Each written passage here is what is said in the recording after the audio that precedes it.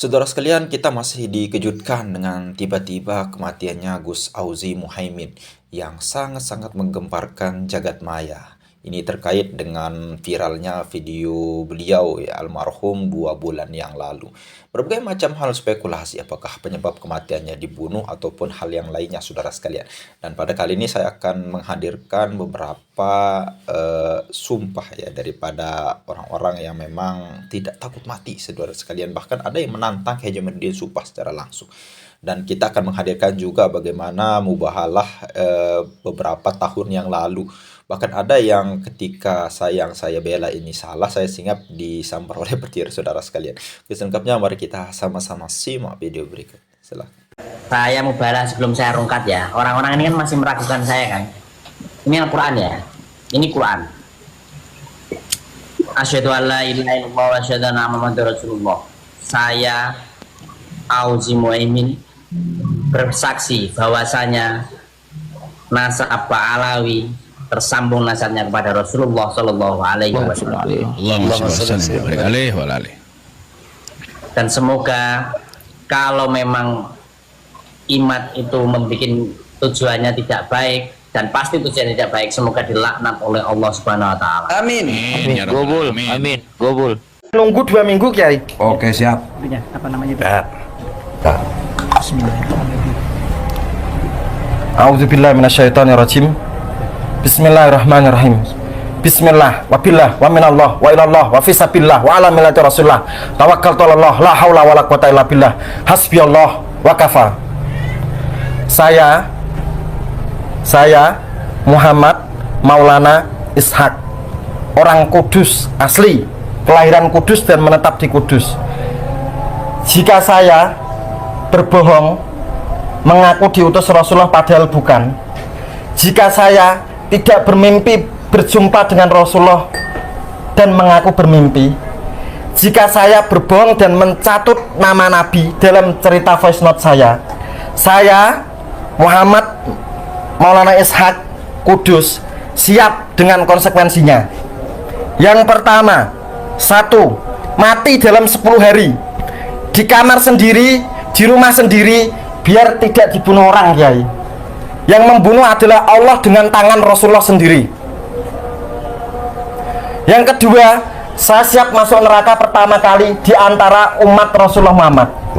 Dan saya siap untuk keluar dari neraka terakhir kali di antara kalangan umat Rasulullah Muhammad. Karena saya telah menyampaikan bahwa Ba'alawi munqati'un wa maudhu'un, nasabnya terputus dari Nabi dan penuh dengan rekayasa kepalsuan. Jika saya berbohong, mereka daya, mengaku-ngaku, menipu, mencatut nama Nabi demi kepentingan ketenaran dan lain-lain, saya siap menerima konsekuensi itu. Tapi jika saya benar, saya minta mataharinya klan Ba'alawi di Indonesia pecah, bulannya klan Ba'alawi di Indonesia pecah, buminya klan Ba'alawi di Indonesia pecah, dan kebobrokan kaum Ba'alawi dari Sabang sampai Merauke terungkap secara terang benderang. Juga mataharinya klan Ba'alawi di bumi, seluruh bumi pecah, bulan klan Ba'alawi seluruh bumi pecah, dan mereka akan terbongkar sebagai bukan dzurriyyat Rasulullah, bukan keturunan biologis dari Rasulullah. Cukup ya, atau perlu ditambah lagi? Dan seluruh umat Rasulullah mengetahui dan menyadari bahwa Habib Ba'alawi bukan dzurriyyat Rasulullah. Setuju, Kiai? Ya. Bagi pendukungnya. Nah, untuk pendukung para klan Ba'alawi, Anda telah berada di gerbong yang salah. Kalau seandainya mubahalah ini kemudian memakan panjenengan semua, karena saya mubahalah ini dengan alam, bukan dengan klan Ba'alawi, dengan alam. Wallahu ala ma naqulu wakil. Maka Anda akan menerima konsekuensi masing-masing. Silahkan lecehkan saya, silahkan bully saya, silahkan roasting saya sepuasnya. Allah mengetahui mana yang benar dan mana yang keliru.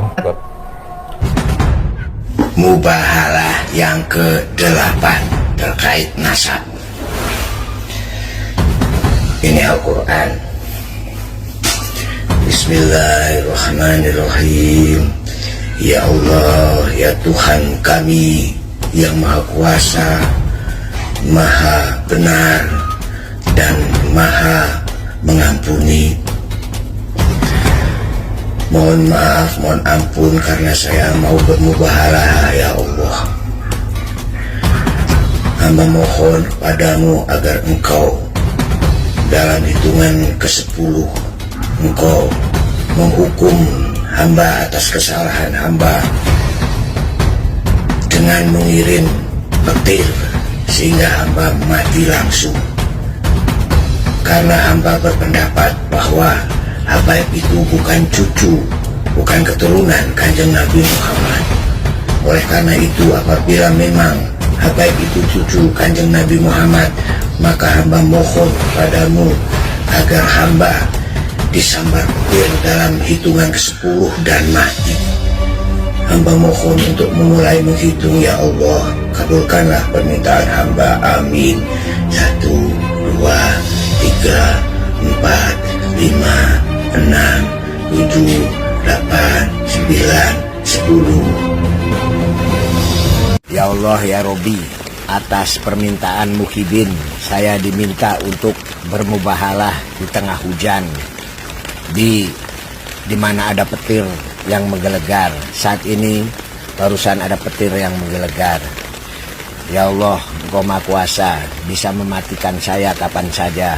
Oleh karena itu hamba bermubahalah ya Allah, apabila Habaib itu keturunan Nabi Muhammad, hamba mohon dengan sangat agar hamba disambar petir seketika dan mati seketika dalam hitungan ke-10.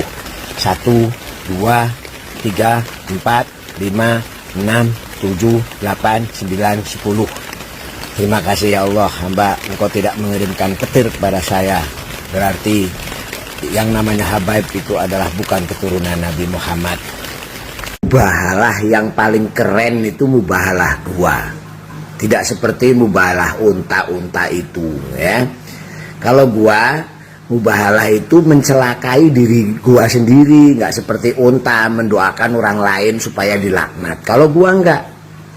Boleh 52 kali mubahalah tentang nasabnya Ba'alawi, yaitu mengatakan demikian. Bismillahirrahmanirrahim. Ya Allah, kalau memang Ba'alawi itu keturunan Nabi Muhammad, ya, saya mohon dilaknat dunia akhirat, dan ditambah dalam hitungan ke-10 saya mati disambar petir atau muntah darah mati seketika. 1, 2, 3, 4, 5, 6, 7, 8, 9, 10 gitu kan. Nah, tapi aku tidak mendoakan jelek kepada mereka, kepada unta-unta itu yang ngaku-ngaku cucu Nabi Muhammad. Dan alhamdulillah mubahalah gua menang. Udah 53 kali dengan mubahalah yang ini. Jadi kesimpulannya, para unta itu, Ba'ala itu bukan cucu Nabi Muhammad, tetapi orang Yahudi. Jadi para habaib itu diperintahkan untuk apa? Pertama, untuk mengorbankan harta, waktu, tenaga untuk mengambil umat Nabi Muhammad, mencintai Nabi Muhammad SAW. Bukan mencintai dirinya, bukan, mencintai Nabi Muhammad SAW. Itu bekal kita ke Rasulullah SAW. Saya anjurkan lagi, saya atas nama Ahlul Bait, habaib semuanya, berani bersumpah demi Allah dan Rasulnya, kalau seandainya kakek moyang kami berdusta menyatakan bahwa kita keturunan Rasulullah padahal bukan, maka laknat akan turun kepada kami dan kakek moyang kami semuanya. Maka kepada saudara kita yang mengingkari, bicarakan di rumah, nggak usah pakai media, nggak usah pakai media. Katakan, ya Allah, kalau tuduhan saya benar, maka jelaskan seluruh urusannya. Kalau tuduhan saya tidak benar, maka turunkan laknat kepada saya. Sama seperti saya mengucapkan di hadapan kalian, biar sebanding. Tapi saya harap tidak dilakukan, karena akan terjadi masalah besar. Ngaran si Iman, yo kita datang kade ke tempat iya, maksud jeung tujuanna aing teu deuk ngomongkeun ilmiah, aing teu deuk ngomongkeun masalah nasab, nu endek diajak kukula nyaeta sumpah serapah bermubahalah jeung kaula. Jadi saya tantang Gus Dur untuk mubahalah. Ayo, kalau memang Gus Dur berani merasa dirinya benar, mari kita mubahalah. Gus Dur, kau bawa kau punya istri, kau bawa kau punya anak, saya akan bawa saya punya istri dan saya punya anak. Buktikan di hadapan Allah untuk kita saling bersumpah. Nah, saya setuju tentang tadi antara Sayyiduna wa Maulana Abdurrahman Wahid dan Rizik Syihab. Kalau kita ingin tahu bagaimana dia menantang mubahalah kepada Gus Dur dulu.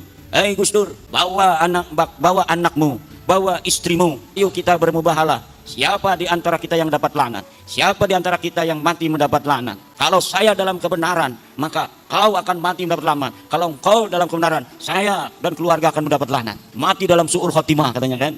Mati hina dina. Gus Dur udah meninggal apa belum? Gus Dur sudah wafat dan dunia menyaksikan Gus Dur wafat dalam keadaan mulia. Gus Dur wafat sebagai seorang presiden yang diiringi sampai liang kuburnya dengan penghormatan paling tinggi dari negara Republik Indonesia. Dihadiri oleh presiden dengan iringan la ilaha illallah oleh para santri. Ribut antara pas pampres, antara protokol negara dengan protokol santri. Pas pampres pengennya pakai dar santri ya ilaha illallah, ngacak semuanya, pengen menghormati Gus Dur untuk terakhir kali. Ketika dia sudah ditanam, sudah didafnu, kemudian mulai dari dia itu dikubur, doa-doa suci dari masyarakat untuk dia sampai hari ini tidak pernah berhenti. Ini menunjukkan Gus Dur radhiyallahu anhu wafat dalam kemuliaan. Ketika hidup dia hidup dalam kebenaran, menegakkan kebenaran, dan ketika wafat dia wafat husnul khatimah, wafat dalam keadaan mulia. Sekarang tinggal musuhnya yang mubahalah itu. Kita akan saksikan yang berani bermubahalah dengan Gus Dur itu bagaimana akhir hidupnya.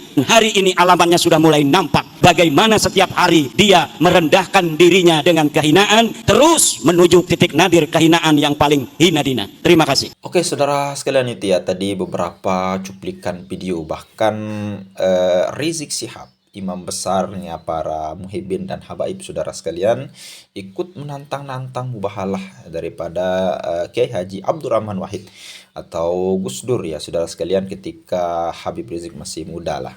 Nah pada saat itu ada kasus ya yang menurut Habib Rizik daripada Gus Dur ini membela daripada Ahmadiyah saudara sekalian. Dan sekarang saya akan menghadirkan sebuah video yang wajib kita tonton dan mudah-mudahan menjadi wawasan, yaitu dari Kiai Haji Suparman saudara sekalian. Luar biasa. Jadi beliau akan menerangkan bagaimana bahaya daripada mubahalah itu sendiri saudara sekalian. Bahkan mubahalah itu jalan terakhir. Bahkan Nabi pun pernah mubahalah, tapi itu jalan satu-satunya saudara sekalian, bukan jalan sedikit-dikit ya. Apalagi ini kajian ilmiah. Jangan sekali-kali dengannya kita meyakini hal tersebut dan belum jelas kebenarannya langsung kita nantang orang mubahalah. Oke, selengkapnya mari kita sama-sama simak penjelasan dari Ustaz Suparman. Silakan. Sumpah itu ada dampaknya.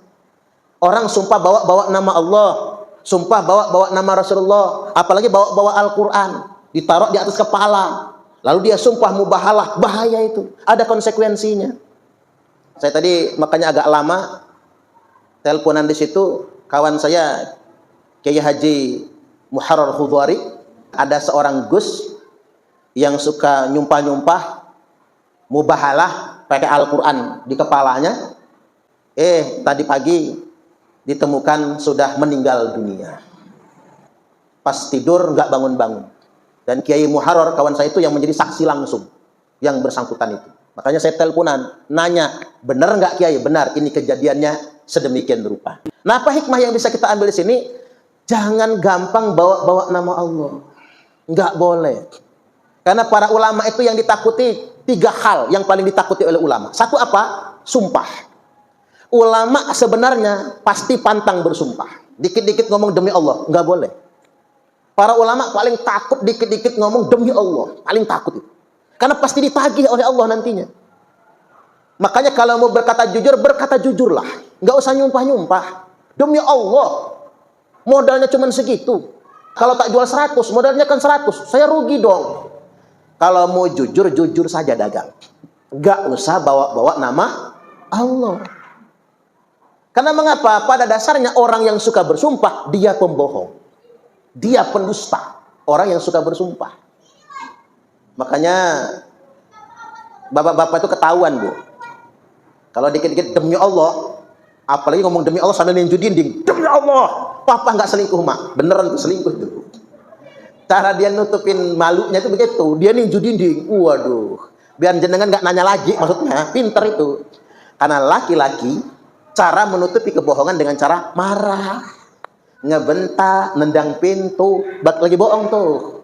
Apalagi ngucap demi Allah. Para ulama, sekali lagi saya tegaskan, sangat takut mubahalah.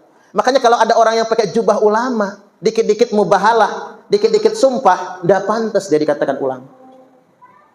Allah Subhanahu wa taala telah berfirman, A'udzubillahi minasyaitonir rajim. Wala tuti' kulla hallafim mahin. Jangan sekali-kali ikut-ikutan.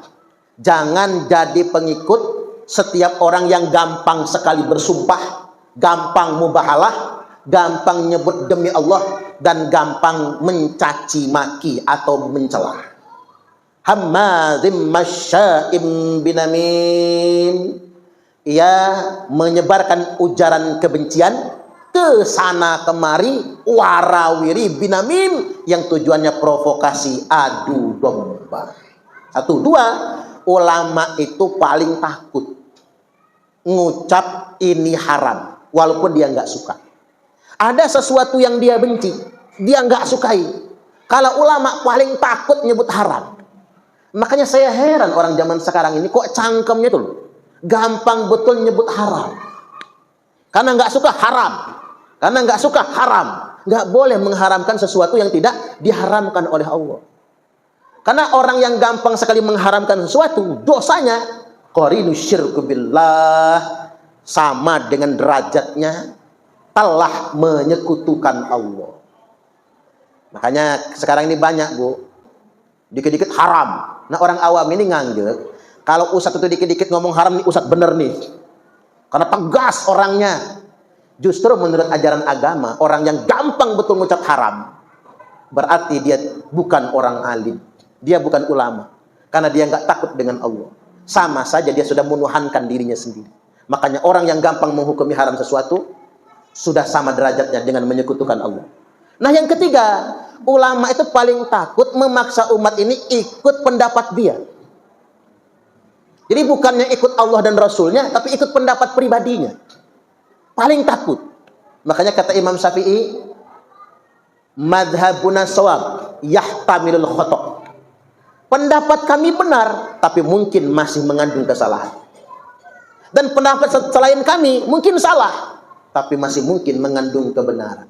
Tidak ada pendapat yang pasti benar di kalangan ulama. Yang ada adalah perbedaan pendapat.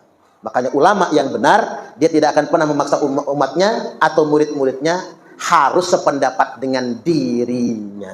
Walaupun beda pendapat itu boleh, asal beda pendapatnya berdasarkan ilmu. Halo? Halo? Makanya hati-hati sama omongan.